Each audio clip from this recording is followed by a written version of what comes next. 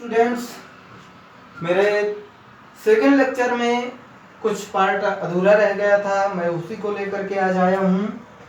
ये third lecture है।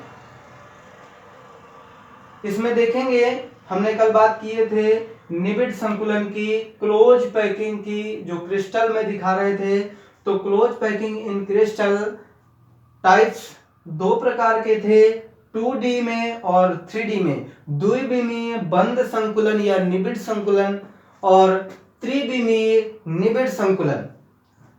Close packing जो द्विविमीय में है वो 2 टाइप्स की है, SCP, HCP।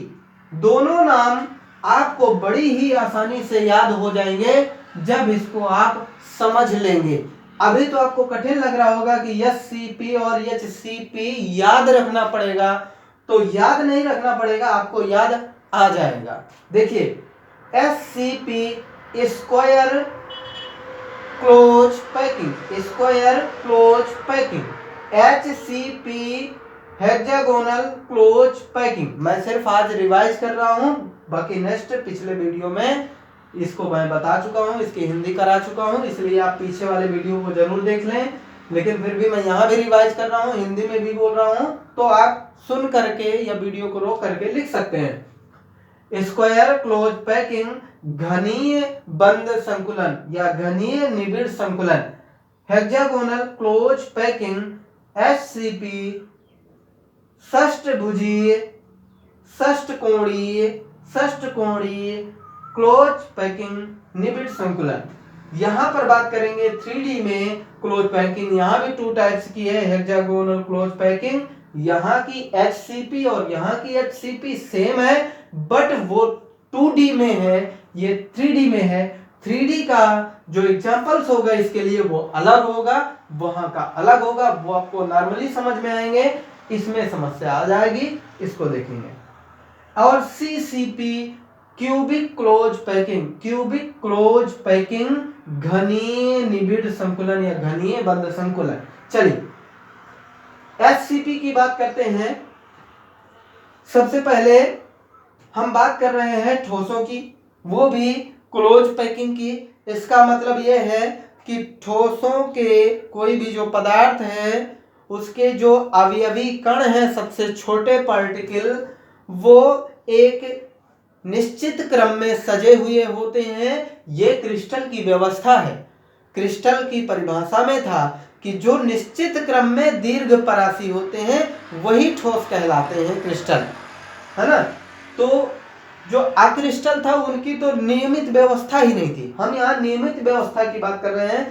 तो हम मान लीजिए उन अवयवी कणों को हमने बताया था कि ये हमारा चैप्टर 1 का लेक्चर नंबर 3 है, जो second lecture by default 30 minute की रिकॉर्ड किए थे, बट वो 21 मिनट का कुछ था, तो इसीलिए मैं इसको दोबारा दे रहा हूँ।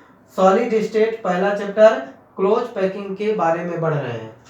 तो हम बात कर रहे थे कि जो ठोस होते हैं वो एक सीरियल से जमे होते हैं, उनको हमने एक बॉल का नाम दिया था कि वो गेंद है।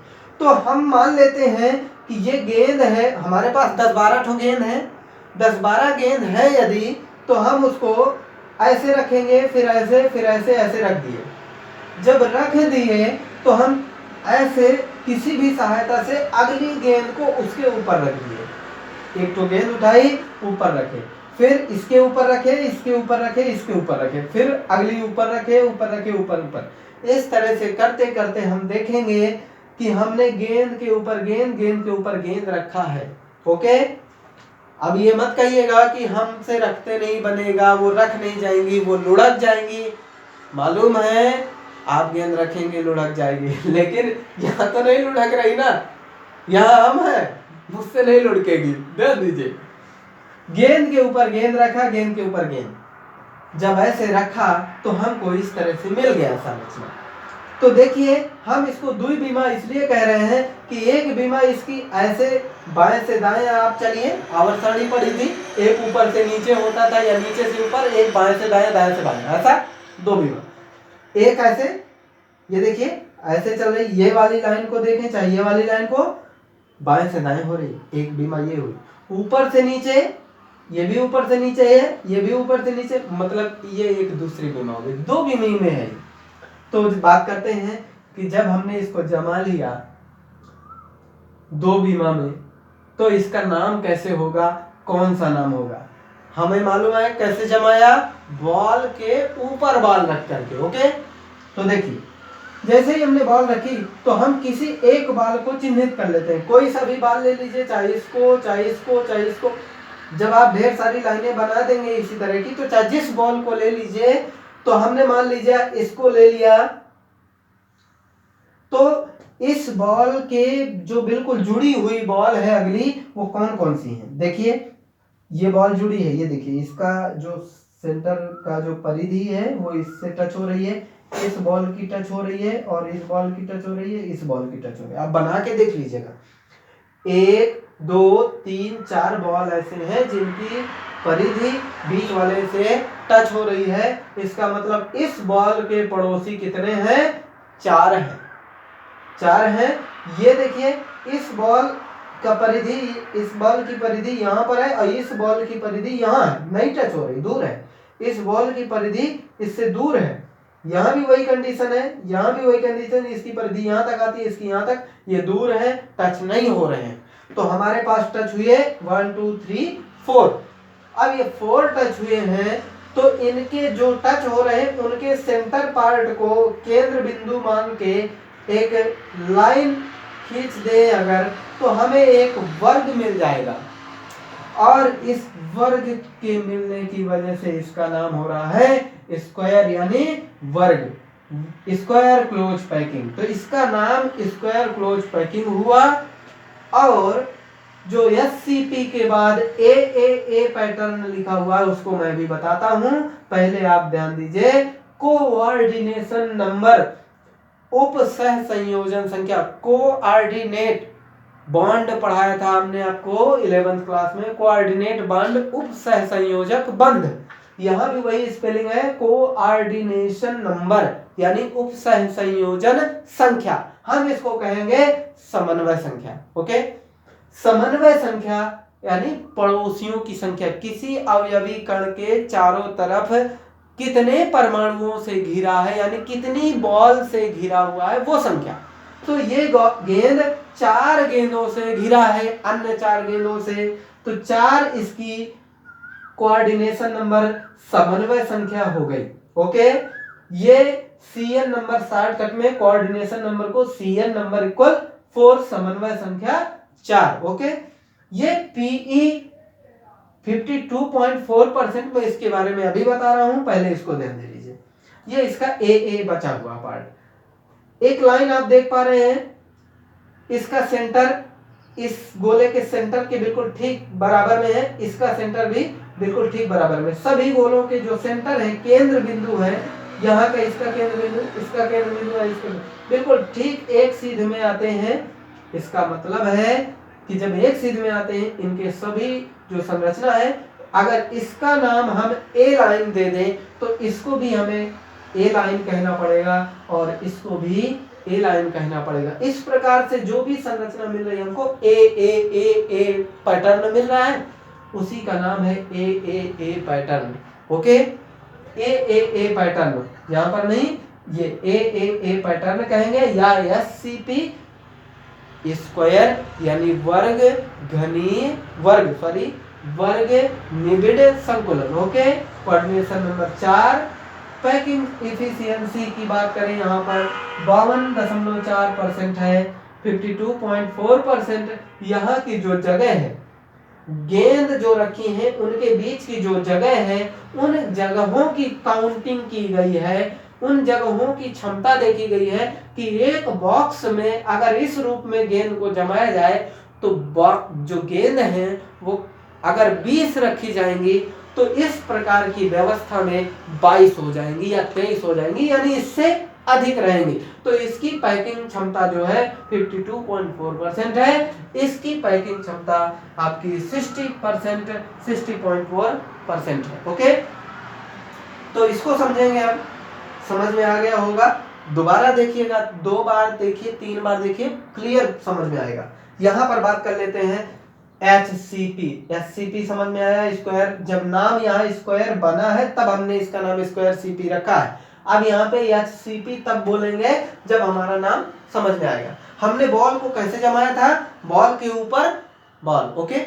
अब यहाँ देखिए, मान लीजिए कि अगर हम एक बॉल रखे लाइन में या यहां पर रखे, जब बॉल रखेंगे, रख दिए लाइन से, दूसरी हमने जो बॉल यहां रखी थी वो बॉल के ठीक नीचे बॉल रखी थी, ठीक नीचे, ठीक नीचे। लेकिन यहां कैसे रखना है, देखिए बॉल रखी, ये बॉल रखी, ये बॉल रखी, इस बॉल और इस बॉल के बीच में नीचे, या कहने का मतलब आप देख पा रहे हैं, ये 2 गेंद है, इसके अगर हम ये जो खांच है, हम इसके नीचे यहां पर वो गेंद रखें, इस बॉल के ठीक ऊपर नहीं है, इस बॉल के ठीक ऊपर नहीं है, दोनों बॉल के बीच में जो खांच है उसके पास में रखें, ओके।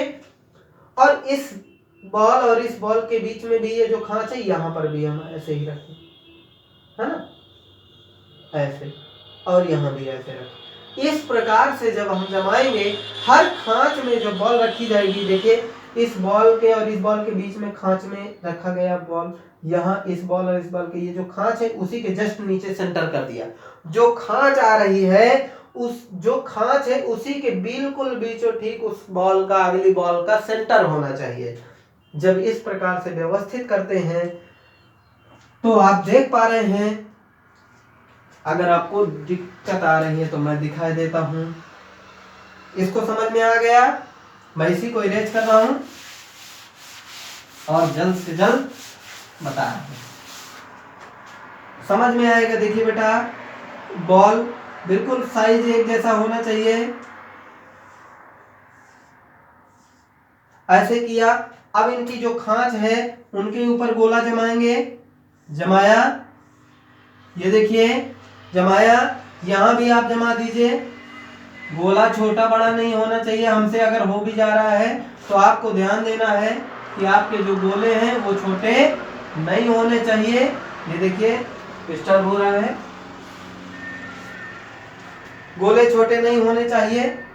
अब देखिए, जब आपने रखा इसमें तो किसी भी एक बॉल को ले लीजिए, जैसे उसको चुना था उसमें, तो यहाँ एक बॉल को लिया, उसके पड़ोसी कितने हैं ये भी देखिए, इसमें टच हो रहा है, number 1, number 2, number 3, number 4, number 5, number 6, ये सभी देखिए इसकी, ये टच है, ये टच है, टच है, टच है, टच है, टच, 6 पड़ोसी बन रहे हैं। इस बॉल के इस प्रकार के अरेंजमेंट में जब हम बॉल को उसकी खांच पे रख करके व्यवस्था बनाते हैं तो हमें एक बॉल के पड़ोसी, हमको 6 पड़ोसी मिलते हैं। जब बॉल के ऊपर बॉल रख रहे थे तो 4 पड़ोसी मिलते थे, अब ये 6 टच कर रहे हैं। इनके 6 को केंद्र बिंदु को जब मिला देंगे तो देखिए, आप एक डॉटेड लाइन के द्वारा जब इसको दिखाएंगे, मिला देंगे, तो देखिए षटभुजी 6 कोण का, 6 बिंदु का, जो बेंजीन रिंग की संरचना थी 6 कोण वाली, तो 6 कोण दिख रहे हैं इसमें, एक भुजा, 2, 3, 4, 5, 6, तो 6 भुजा को हम बोलते हैं हेक्सा, हेक्स बोलते हैं ना 6 गिनती को, हेक्सागोनल क्लोज पैकिंग, इसलिए इसका नाम हेक्सागोनल क्लोज पैकिंग है। इसके पड़ोसियों की संख्या यानी कि समन्वय संख्या, कोऑर्डिनेशन नंबर इक्वल 6 और पैकिंग एफिशिएंसी इक्वल 60.2%, ओके,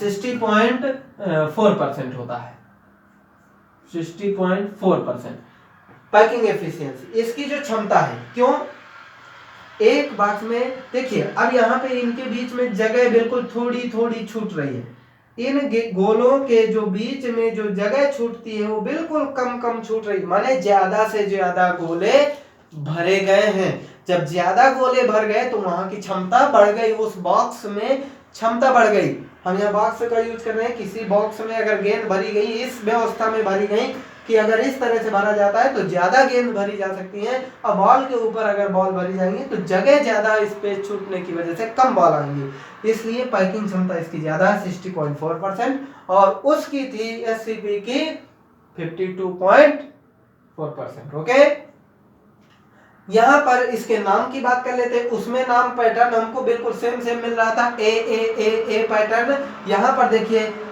इस लाइन की बात करें, ये एक अलग लाइन है, इसका सेंटर इससे नहीं मैच कर रहा, तो इसका नाम यदि हम ए देते हैं तो इस लाइन की सेंटर का नाम इसका बी हो जाएगा। वो तीसरे नंबर की लाइन फिर सेंटर से सेंटर मैच कर रहा है, इसके सेंटर से इसका सेंटर नीचे नीचे नीचे मैच कर रहा है बिल्कुल, ये देखिए, तो इसका नाम फिर से ए हो जाएगा, और यहां इसका इससे मैच करेगा। ये गोला हमारे ठीक नहीं बने हैं, यहां पर स्पष्ट रूप से अच्छे से मैंने बनाया है, तो यहां पर ये फिर से बी जैसा मैच करने लगेगा इसके जैसा। तो क्या पैटर्न मिला, A B A B A B A B pattern, A B pattern, A B pattern, या HCP hexagonal close packing. Okay dear students, आप अच्छे से ध्यान दें, और मैं आपसे उम्मीद भी रखता हूं कि आप पढ़ रहे होंगे और अच्छे से प्रयास कर रहे होंगे। नहीं समझ में आता आप हमें बताएं, कॉल करके बताएं।